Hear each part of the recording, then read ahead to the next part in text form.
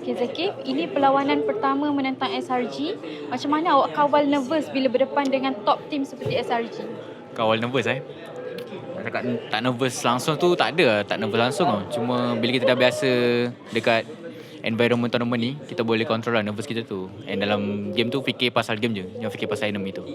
Okey Zakif, Zon cakap awak adalah pengganti terbaik untuk dia season ni. Apa beza playstyle awak dengan Zon?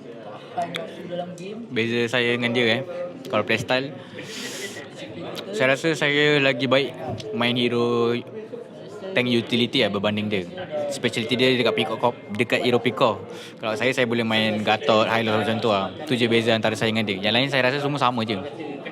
Okey, awak ada kata-kata tak untuk fans Vamos yang datang support korang hari ni? Untuk fan Vamos yang datang, kita orang minta maaf sebab kita orang kalah. And kita cakap terima kasih banyak-banyak sebab support kita orang. And untuk next week pun jangan lupa support kita orang, okay? Terima kasih.